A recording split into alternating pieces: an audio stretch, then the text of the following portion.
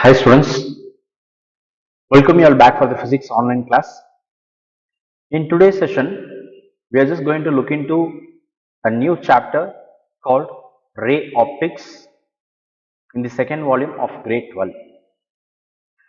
So let us get into the session. So first of all, we must understand before talking about ray optics, what is optics? Optics is a branch of physics which deals with the study of light, which is called as optics. And when we just talk about optics, where the optics has been classified into two streams, which is ray optics as well as wave optics. When we just talk about ray optics, here we just study about light, which has been just represented as a ray traveling in a straight line. So where we just consider the light as a ray which is going to travel in a straight line, and wave optics is the concept of studying about light where the light propagates as a wave with the nature of wave. So in the previous chapters we just discussed about electromagnetic waves where light is a form of electromagnetic wave. So, which we just come across the concept of wave optics, where the light propagates or the propagation of light takes place as waves. So, us we are just going to discuss about the ray optics in this today's session. We get a clear idea about how the light it has been just represented in forms of rays, which has been traveling in a straight line. So first of all, ray optics. So as we just mentioned earlier, where the light travels in the straight line in a given medium, where light it may travels in a straight line in forms of a certain medium, and the light rays as it goes in a straight line, it used to get deviated or it may get deviated only when it encounters another medium or an obstacle, or else the light it keeps on moving in a straight line. So as the light travels in a straight line, only when there is some obstacle which make hindrance on the path of the light, when there is some obstacle present there, where the light gets deviated. So or where the light travels from one medium to another medium. When the light travels from one medium to another medium, it gets deviated. So regarding ray optics. So ray of light. So when we just talk about light, we mentioned the term called ray. So the term ray represents, it is nothing but it just gives us the information only about the direction of the light. So ray it represents the direction of the light, in which direction where the light ray travels from where to where. It gives the direction of the light, and it does not give any other informations like the characteristics of light, which can be intensity, color, etc. So where the ray of light or the light ray, it gives only the information about the direction of the light and not about its characters. So the path of light is going to be called as ray of light. Ray of light is nothing but the path of light. As we just said, where the light rays goes in a straight line. So we just come with the terminology ray. So where the ray represents nothing but path of light. So that is what called as ray, and a bundle of rays are going to be called as beam. A bundle of rays are going to be called as beam of light. For example, when you just consider a situation, just consider in our vehicle, bike or car, anything, if you just notice the light switches will be just given over there. If you just notice there will be two options. One is low beam, high beam on the vehicles. When you just turn on the light, where it comes with the two options, One is low beam and another one is high beam. So here where the term beam is used, so we did not use the term light ray, we use the term called beam. So beam is nothing but a bundle of rays, a bunch of rays which get focused at one particular side or a particular direction. That is what called as beam of light. So ray is nothing but which determines or which mentions the path of the light, what it travels, where it travels, and the combination of rays we just call it as beam of light. So the next thing in this chapter, ray optics, we are just going to look into few phenomena like what is reflection, refraction, dispersion, scattering of light, and so on so. So reflection, as we all just know, which is nothing but where the bouncing back of light is called as reflection. Refraction, where the light rays enter from one medium to the another medium, which we just called as refraction, and dispersion and scattering of light, and so on so we are just going to talk about in this chapter. So the first content what we are just going to see is about reflection. As I just said, reflection is nothing but where the light is going to get bounced back. That is what called as reflection, which means the bouncing back of light takes place in the same medium. That is more important. Whether light ray get bounced once again in the same medium. If that is the situation, which we just call it as reflection. So bouncing back of light into the same medium when it enters into a reflecting surface. The reflecting surface may be anything, might be a mirror or a smooth polished surface or a metal plate, or even it may be a tiles, ceramic tiles, so and so. So the reflecting surface may be anything. So whenever the light encounters in sense it hits the reflecting surface, it gets bounced back once again in the same medium, which is called as reflection. As I just mentioned, for example, polished surface can reflect lights. So that is the condition what we have seen here. And here most probably mirrors are silverly coated at their backside, just which can just reflect almost of 90% of the light what have been falling on the mirror. So we have been just using mirrors in our day-to-day life, where which is the best example of reflection. Every day morning once we wake up to get ready, we just stand in front of mirror. We look at ourselves whether we are ready or not. So mirror is the best example which can explain the phenomena of reflection. So, and whenever you just talk about reflection and the light, the term light, we just come across, especially in reflection, we just come across three important terms. One is incident ray, next one is reflected ray, and third one is normal ray. So when you just talk about light, what falls on the reflecting surface, that is going to be called as incident ray, and once the ray has been encountered on the reflecting surface, it gets bounced back, which is called as reflected ray, and normal ray is nothing but the ray which is perpendicular to the reflecting surface. The ray which is perpendicular to the or normal to the reflecting surface, which is called as reflected ray. So now we are just going to talk about the laws of reflection. So when you just talk about reflection, we are just going to discuss about laws of reflection. So there are totally two laws of reflection, which is the first law states that the incident ray, reflected ray, and normal to the reflecting surface all are coplanar, which means that all the three rays which I just said, incident ray, reflected ray, and normal ray, these all three rays lie on the same plane. That is what called as first law of reflection.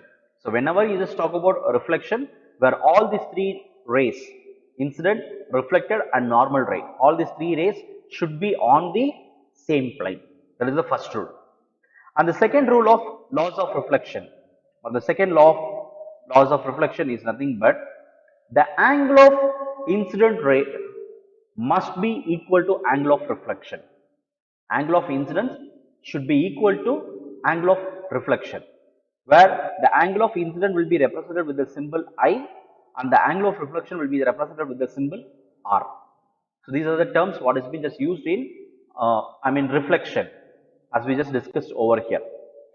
So the next thing what we are just going to see is about whenever we just talk about reflection. So is reflection takes place 100% at every object? Then there will be a question which will be just arising to us. Whether the reflection takes place 100% or there is a regular reflection, proper reflection, which takes place in pure 100% everywhere. When you just talk about the reflection, we just come across two set of things, which is regular reflection as well as irregular reflection. So before that, we just get a small idea about this laws of reflection. So here we have just come across a diagram. Let's look into the diagram.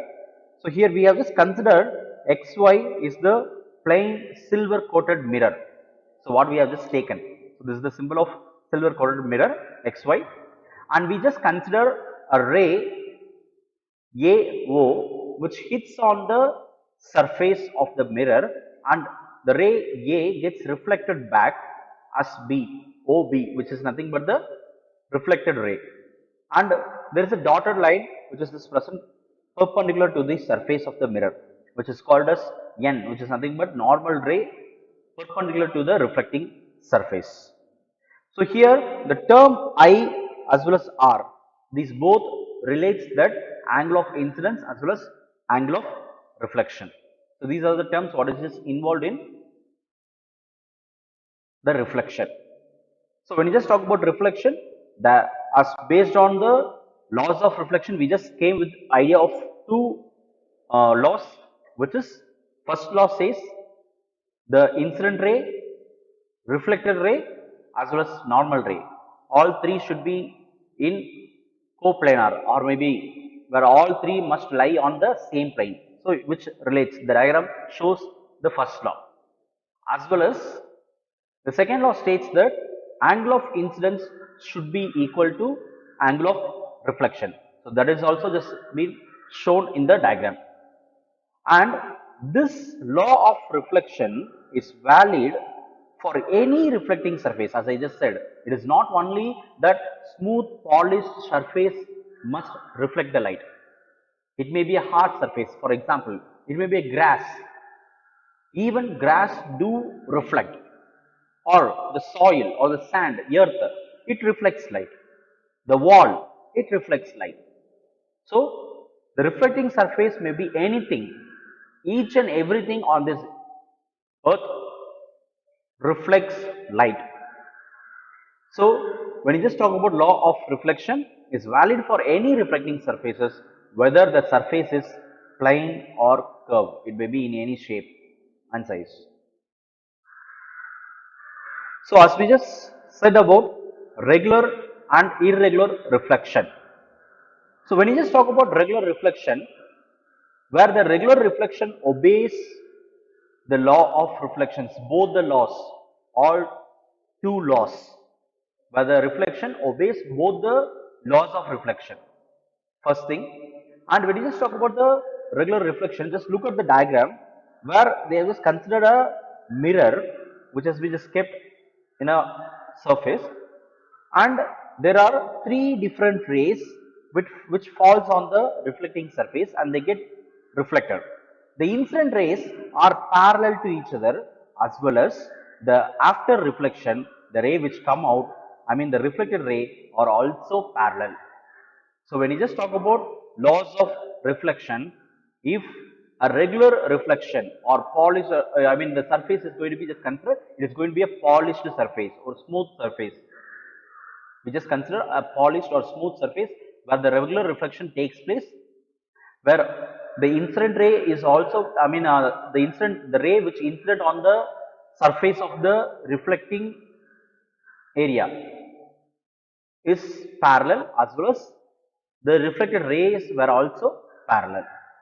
And when you just talk about the second condition, which is irregular reflection, in irregular reflection, if you just consider or if you just look into the diagram, you will be able to observe that the rays which falls on the surface are parallel, but the rays which has been just reflected were not parallel, where they were irregular in its directions.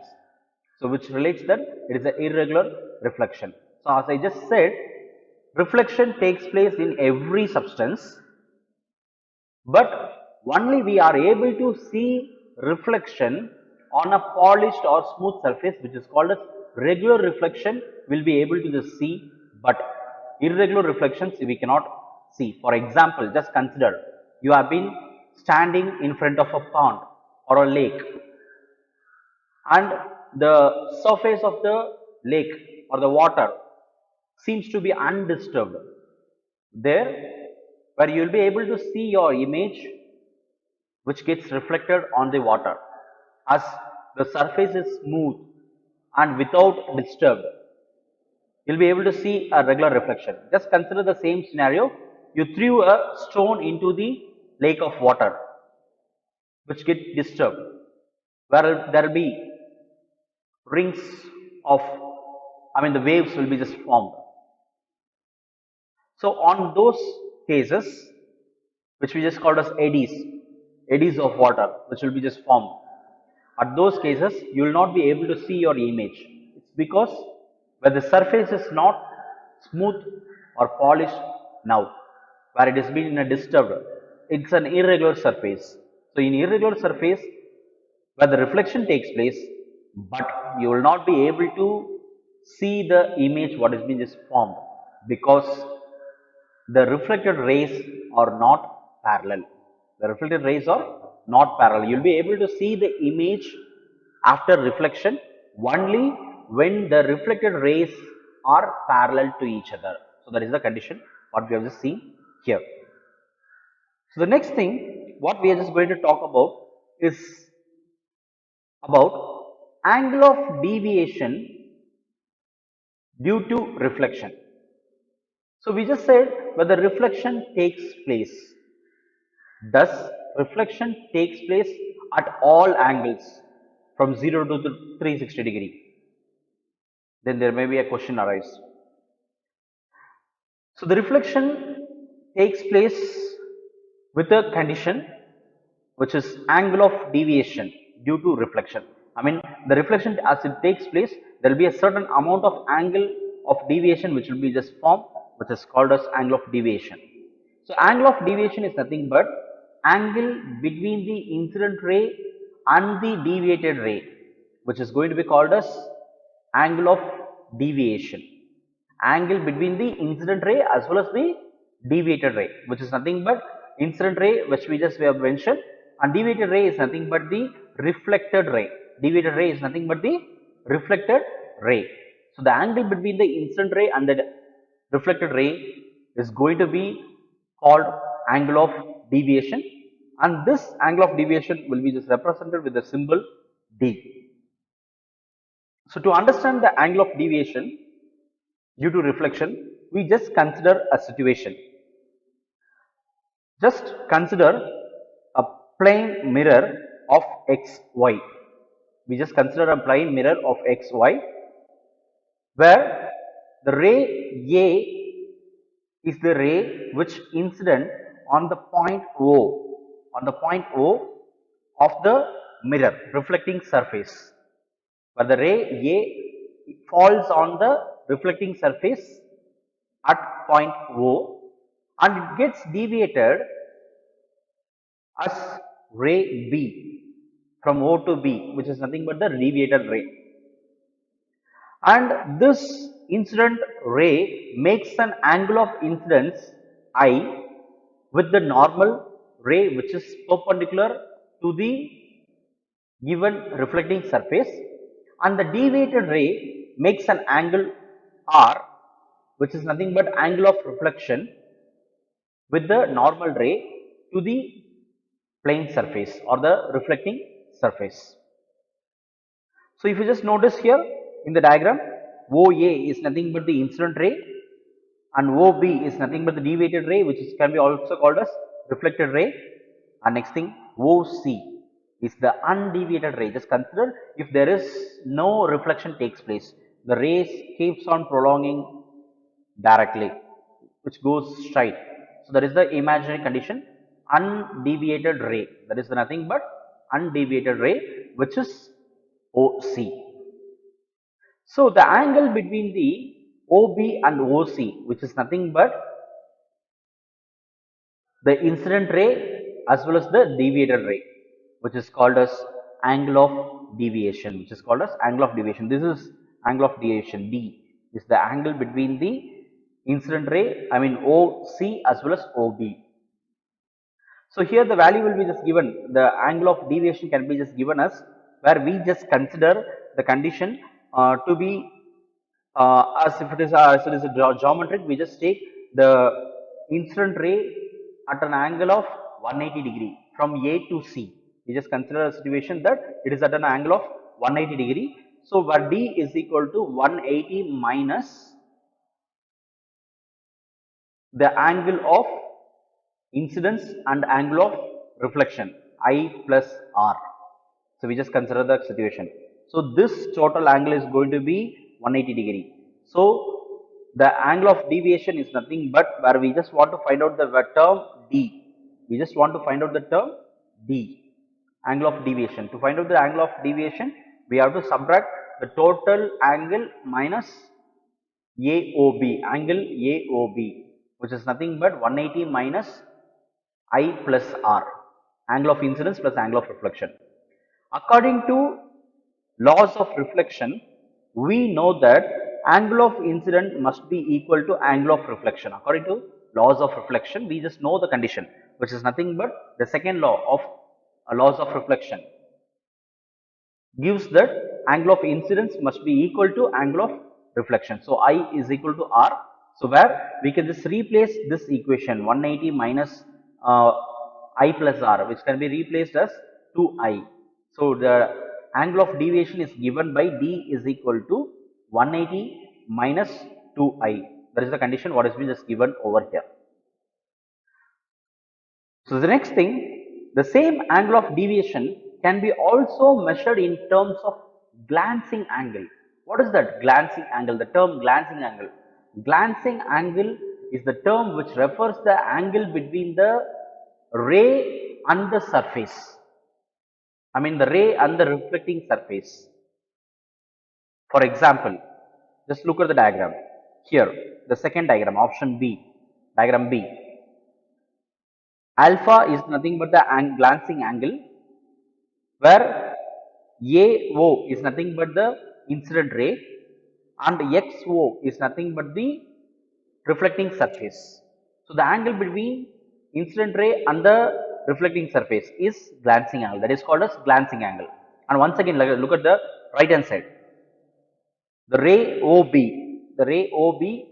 and OY is nothing but the reflecting surface. The angle between OB and OY is alpha, which is the glancing angle. And once again at the bottom, the undeviated ray OC and OY. The angle between them is going to be called as glancing angle. So glancing angle gives the idea, the term glancing angle gives the idea that the angle between the ray and the reflecting surface, So the angle of deviation can be measured, in terms of glancing angle alpha. So they have given the condition angle AOX is nothing but alpha, as well as angle BOY is nothing but alpha, and once again YOC is also mentioned as angle alpha. So that is what we have just given over here. So here the term angle of deviation, is been just represented with the condition of angle BOC. So angle BOC is nothing but the total angle between the deviated ray and the undeviated ray. The total angle between the deviated ray and the undeviated ray, which we just call it as angle of deviation. So it can be just represented with the symbol of D is equal to 2 alpha. So D is equal to 2 alpha. So this is the condition what we have just come across over here. So where angle of deviation can be just represented as the angle between the incident ray and the deviated ray, or else the incident ray and the reflected ray, and it can be just also measured in terms of glancing angle alpha. So that is the condition what we have just seen over here. So the next thing what we are just going to discuss is about image formation in plane mirror. So we are just going to talk about image formation in plane mirror.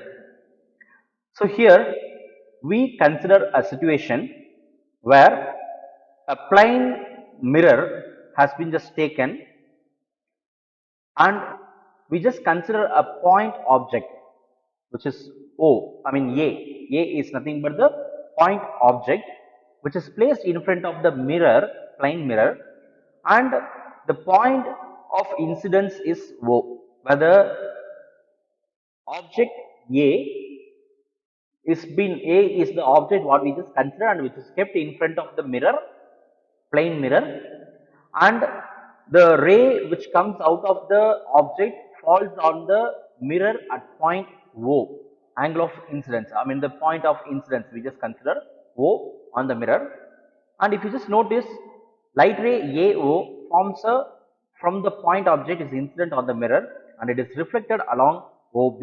So OA it talks about the incident ray and OB it talks about the reflected ray. OB it talks about the reflected ray. So as we just know, angle of incidence will be equal to angle of reflection based on the laws of reflection.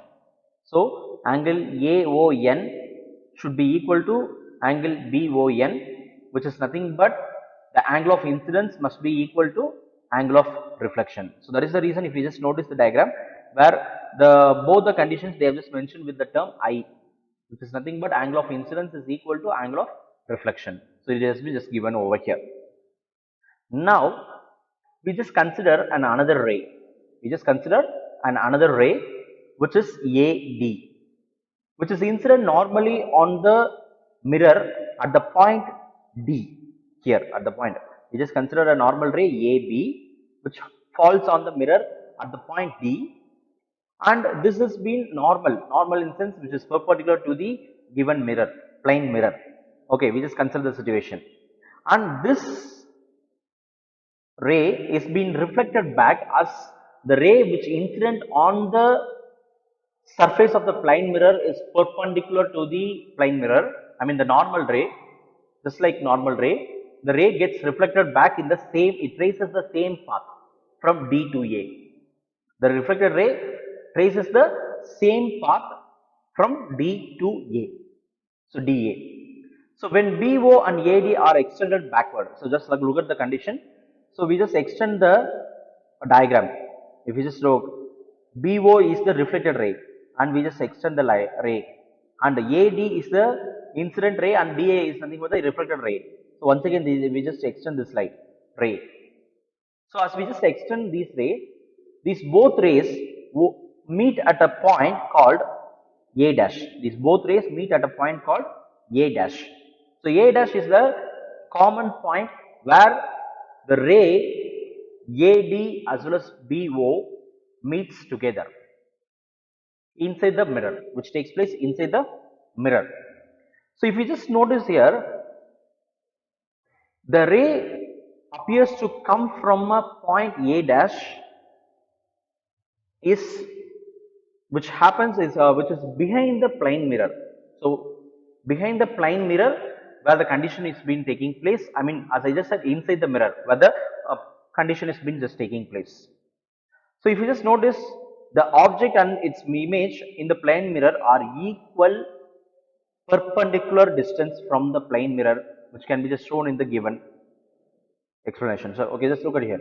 So, the object as well as the image in the plane mirror are equal perpendicular distance, are at equal perpendicular distance from the plane mirror. So, as I just object is just given there, and the image what has been just formed is at the back. So, both have been at a equidistance, okay, at equal distance of perpendicular, perpendicular distance. So, to just prove that, we have been just going with the following explanation. So, just look at there in figure A. So, as we just mentioned in the diagram A, we just consider. In this diagram, if we just notice, we know that angle AON is equal to angle DAO. What is that angle AON? Angle AON is nothing but the angle of incidence, I, which is nothing but the angle of incidence. And DAO, as we just mentioned the condition, DAO. So, DAO is nothing but the angle what has been just formed over here. This is the angle DAO. So, these two angles AON as well as DAO, these both are equal. These both are equal. They were just mentioning over here. Just look at here. This is the angle I, and this angle as well as this angle, I mean DAO. These two conditions are equal as they are alternating angles. As they are alternating angles, those both angles are equal. So, I hope you just understand. So, the next thing, the angle BON is equal to angle OA dash D. Angle OA dash D. So, OA dash D is nothing but this is the angle. OA dash D is equal to BON. So, these two angles are equal. These two angles are equal as per the rule of corresponding angle, as these both angles are corresponding angles where these two angles are equal. So, that is the condition what has been just given over here. You just understand. So, BON is equal to angle OA dash D. So, now if you just notice, from the laws of reflection, we know that angle I is equal to R, which is nothing but these two conditions. Angle AON is equal to angle BON. As these two are equal, the right hand side of these two equations, angle DOA must be equal to angle OAD.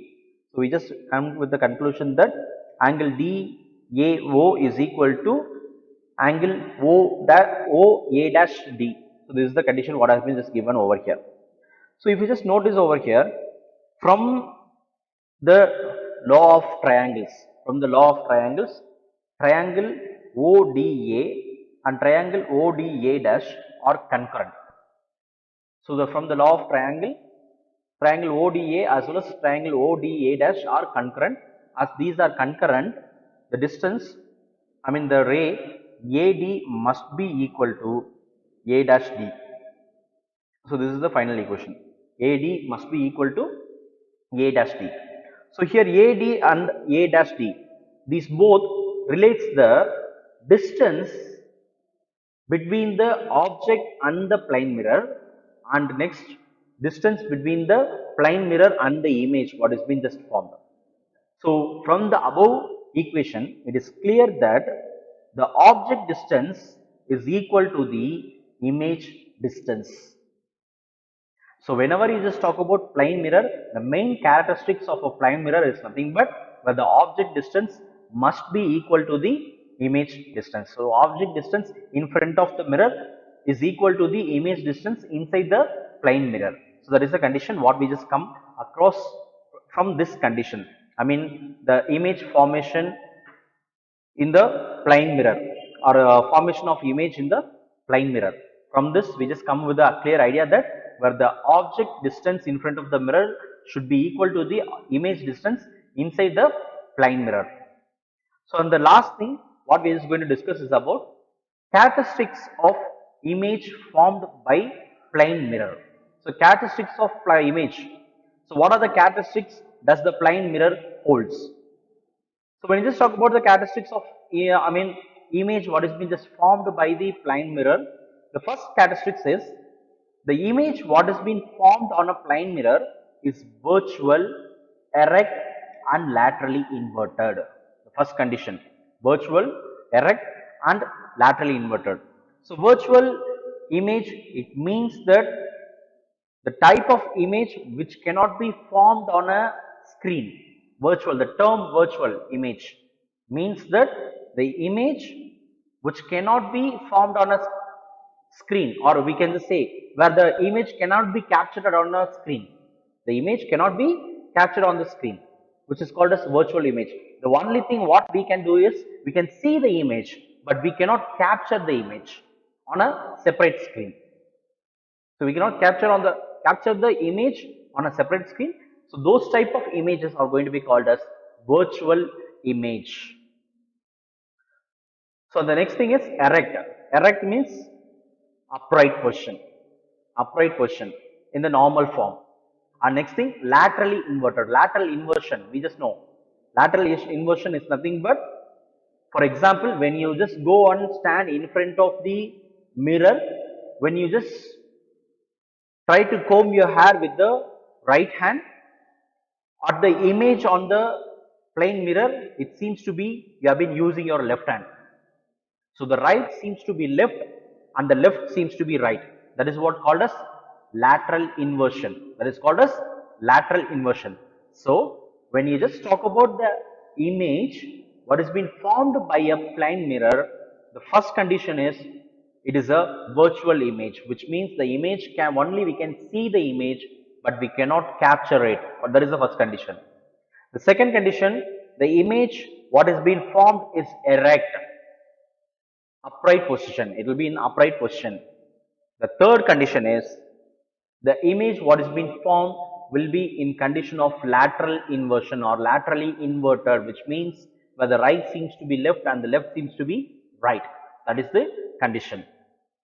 The second characteristics of image formed by a plane mirror is given by, as I just mentioned, the ultimate aim of a plane mirror, where the distance between the object and the plane mirror is equal to the distance between the mirror and the image. So, which is nothing but the object distance must be equal to image distance. That is the most important.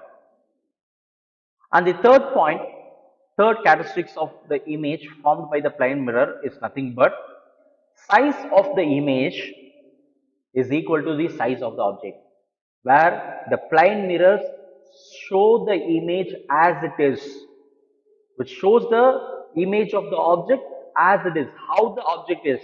In the same manner, the image will be formed. For example, let's consider the mirrors, whatever we use to shave or whatever we use to look our faces in our home or beauty parlor or a saloon, wherever we just go, the mirrors whatever used were plane mirrors, because the plane mirror shows the exact image of the object, exact image of the object. It does not change the shape and size of the object. It does not change the shape and size of the object. But you just imagine about the images, the mirrors, what has been just used in rear view mirrors at a vehicle, car or bike or truck, something. We use images, mirrors. Those mirrors were convex, concave, so different set of mirrors. So especially convex mirrors are used in as rear view mirrors. If you just go and look at the convex mirror, the size of the image seems to be very small and the distance seems to be very closer than the real distance between the object and the mirror. So we use plane mirrors in our day-to-day life, especially because to get the same size of the image what the object is. And the last characteristics of the image formed by the plane mirror is nothing but object placed between two plane mirrors. Two plane mirrors.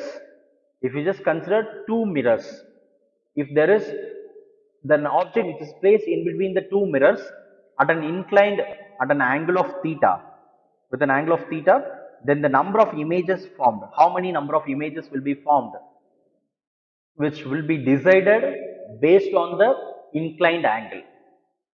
It is based on the inclined angle of the two plane mirrors. So here the condition is images by the inclined mirror is given by, just consider the condition of 360 divided by theta. If the value what we get result as a result, after substituting the value of the inclined angle theta, 360 by theta, the angle what we just get, if it is in even number, the number of images can be measured with the formula n is equal to 360 by theta minus 1. 360 by theta minus 1, and that is for symmetrical position. The position of the object placed must be symmetrical if that is the case. For unsymmetrical case also, even if the angle 360 by theta is going to be even for unsymmetrical condition also, n is equal to 360 by theta minus 1. But on just dividing 360 by theta, if you just get the angle of odd number, for symmetric the same formula we just used, n is equal to 360 divided by theta minus 1. For unsymmetry, if the angle between 360 divided by theta is going to be odd number, the value will be just given with n is equal to 360 divided by theta. So these are the conditions which has been used to find out the number of images. For example, just consider you have been going to a beauty parlor or a salon. You just go there, there will be two mirrors placed in front of you as well as behind you. There will be two set of mirrors which will be placed in front of you as well as behind you. So if you just notice, when two plane mirrors are placed parallel to each other, there will be n number of images. Infinite images will be just formed over there. So these are the characteristics of images what has been formed by the plane mirror. So the conditions what topics whatever we have just discussed today is about, we just discussed about what is optics, and when you just talk about optics, we just come across two part of optics. One is ray optics, another one is wave optics. We just came with the idea. So today we are just discussing about the topic called ray optics. So we just discussed what is ray optics, where the light travels in a straight line in a given medium. And when you just talk about ray of light, we just come with the two terms, light. When you just talk about ray optics, the term we used is, one is ray and next one is beam. So ray is the path of light and beam is nothing but bundle of rays, which we just called as ray optics. And today we have just discussed about the phenomena called reflection, which is nothing but bouncing back of light into the same medium when it encounters and reflecting surface. So and we just came across the laws of reflection, two important laws of reflection, where all the three rays, incident ray, reflected ray and normal ray, lies on the same plane. And the second law, the angle of incidence is equal to angle of reflection. So these are the conditions what we have just come across. And next thing we just discussed about regular reflection and irregular reflection, where for regular reflection the reflected rays are going to be parallel, for irregular reflection the reflected rays are not parallel. And next we just came across angle of deviation, which is nothing but the angle between the incident ray and the deviated ray, and also it can be just measured with the help of a glancing angle. That's what we just have seen. And next we just came with the final topic, image formation on a plane mirror, from which we just come with the final conclusion that where the object distance is always equal to the image distance in a given plane mirror. And last part, we just came across the topic which is called as characteristics of images formed by the plane mirror, where we just have discussed almost of 4 important characteristics. Hope you people just understand the concepts. Thank you all. Have a great day.